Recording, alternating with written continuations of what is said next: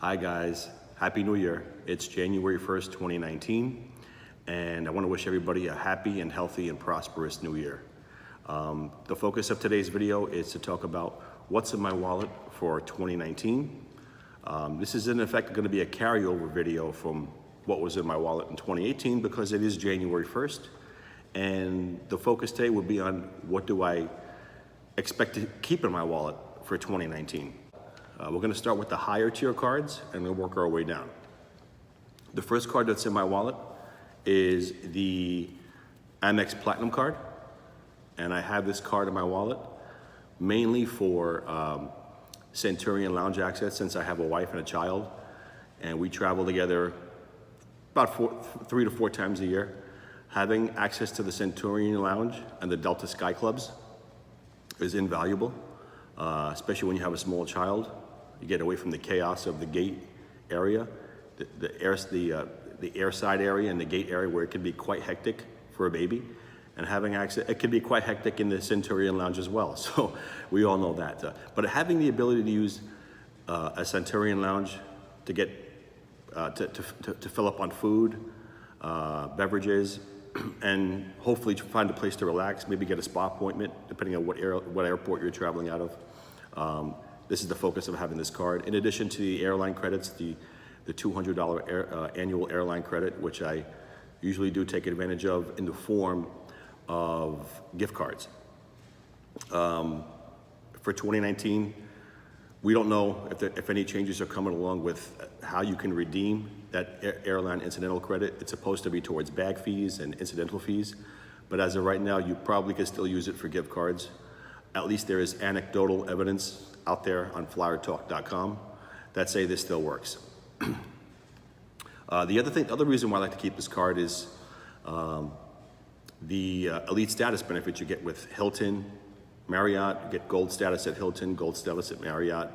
The $100 shop Saks credit that you get twice a year in $50 increments.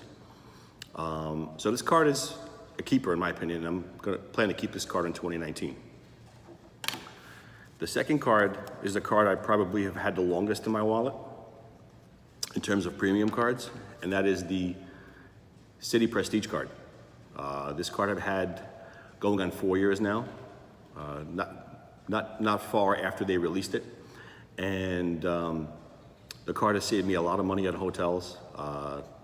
I've taken advantage of the fourth night free several times. This card, when I first got the card, it was quite lucrative.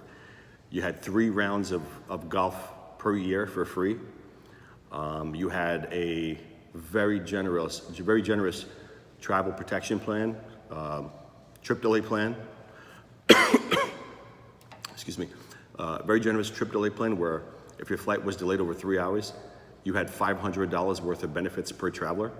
And that benefit was invaluable to me. I've used it probably 4 or 5 times since I've had the card. And there was one time where I actually was not able to travel. I had a reservation and I just didn't feel well. And I had to go to the doctor, and I was able to cancel my flight, get reimbursed. And there was even enough money in the benefit to buy a new ticket. The major benefit is the 4th night free. Pretty much pays for the card itself because I use it 2 to 3 times a year. The Advantage Platinum Select MasterCard. I got this card strictly for the perks, the free check bags that you get with you and up to, I believe it's 4 companions on a reservation. So I don't put a whole lot of spend on this card. This card can be rewarding if you like accruing Advantage miles. They reward you, they give you double miles on gas, and double miles back at restaurants. I much rather use my Citi Prestige card, which come January 4th will give you 5 times on dining, 5 times back on dining, 5 times on airfare. So this card I have strictly for the sign-up bonus, which I got last year. It was 65,000 miles, and it's been in my wallet ever since, and it does pay for itself whenever I need to fly American and check bags. The fee is waived for the first year, and it's $99, excuse me. It just went from $95 to $99 every year after that. But I do see value in this. I am based in Miami, so American has a strong presence here to the Caribbean, domestically as well as overseas. So I do see a value in keeping this card strictly for the checked bag privileges. Second airline card I have is the card I just signed up for. I have a trip I'm taking next week with my family, and it's the JetBlue Plus MasterCard, which comes with a 40,000 point sign-up bonus after you spend $1,000 in the first 3 months. It is a beautiful card, as you can see. The colors really stand out. I got it for also for the free checked bag privileges. So in addition to knowing I was going to have to actually travel JetBlue for this particular flight I'm taking to the Caribbean on Friday, Thursday, January 3rd. This card is in my wallet strictly to pay for the checked bags, and does also give you 2 points back on dining, as well as 2 points back at grocery stores. I don't know how it's going to work out after the first year. JetBlue is not my go-to airline, even though they have a heavy presence out of Fort Lauderdale. It's not my first choice, but if the fare is nominally less expensive than Delta or American Airlines, I don't mind flying JetBlue. Domestically, their experience is fine, and if I end up using them more than once or twice a year, then the card does pay for itself with the checked bag fee, by saving the checked bag fee. Next card I have in my wallet is a card I signed up for 2 months ago. So I've been adding heavily to my card portfolio over the last few months. I got the World of Hyatt card, which came with a 60,000 point sign-up bonus, which will end on January the 9th. On January the 9th, it's going to be reduced to 50,000 points. The $95 annual fee is not waived the first year, but you can potentially extract 12, even 13 free nights. Once you spend $3,000 on the card in the first 3 months, $3,000 on the card in the second 3 months, so you have to spend a total of $6,000 over the first 6 months to be able to cash in on a 60,000 point sign-up bonus. But that's again broken down into 2 increments. You get 40,000 points after spending $3,000 in the first 3 months. You get an additional 20,000 points after you spend $3,000 in the second 3 months, or $6,000 total over the first 6 months. So you get a combined total of 60,000 points. You are going to be spending, you are going to be spending $6,000. So add those 6,000 points of actual spend. You get 1 point for every dollar you spend on general purchases. You get 9 points at Hyatt properties when you use this card.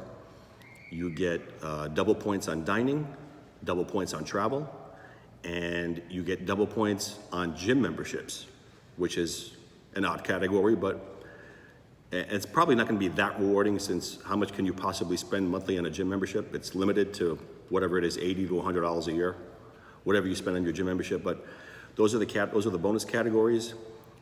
I actually use this card at Costco because I'm a heavy Costco shopper, being that we have a family. And you only get 1 point per dollar back at Costco, but I like to use this for dream redemption, so you can get a lot of value out of the Hyatt program. The next card I have in my wallet is another hotel card, the IHG Rewards Club card. This is the card that has the $49 annual fee. This is the old card. I don't have the new card, that's $99 a year. I like keeping this card simply because the annual fee is only $49 and I get 1 annual free night. I have this card strictly for the free night. $49 gets me a category 4 hotel worth up to 40,000 points per night. And I have this card strictly for that annual free night certificate, simply by paying just $49. And with that, as a bonus, by keeping the card, you get platinum status at all IHG hotels, which can come in very handy. I traveled overseas with them last year, and I got room upgrades. I had in-room amenities sent to the room. I had a bottle of champagne in Dubai. I had a fruit basket in London. and they give you drink certificates good at the bar when you check in. They may give you one or possibly two. You may get one per night each night you stay there, depending on the property. So this card can be valuable with the status, and that annual free night, even though this card is not available at $49 a year anymore, they actually have the new card, which is the IHG Rewards Premier Rewards card, which is $99. And so I'm keeping this one strictly for that benefit. The next card I have in my wallet is the Chase Sapphire Preferred. This card will be getting downgraded to the Chase Freedom card, which earns 5 times points on rotating categories. In Q1, I have to check to see what it is again, but it changes every quarter, it rotates, and you get 1 point on all of the purchases and 5 times back on those rotating categories quarterly. But like I said, this will be getting downgraded since I'm gonna be committing more to the Citi Thank You Points program and the American Express Membership Rewards program. I just find that those programs offer better transfer bonuses when you wanna transfer to airlines. Chase doesn't have those same bonuses, and I'm gonna be downgrading the card for that reason. Since I had the Amex Platinum, I got that card back 6 months ago, and with that, I have plans to downgrade this card. So there you have it, guys. This is my wallet for 2019. I do plan on getting one more card, and that is the Delta Amex Gold Sky Miles credit card. And I got targeted for a 75,000 point sign-up bonus. So I intended on getting that card since Delta is one of my go-to airlines. And that's pretty much it, guys. Let me know what's in your wallet. Let me know in the comments below what cards you have, what cards you plan on signing up for, and let's make this a two-way conversation. That's it, guys. Have a happy, and prosperous 2019, and I look forward to talking to you guys soon again. Thanks.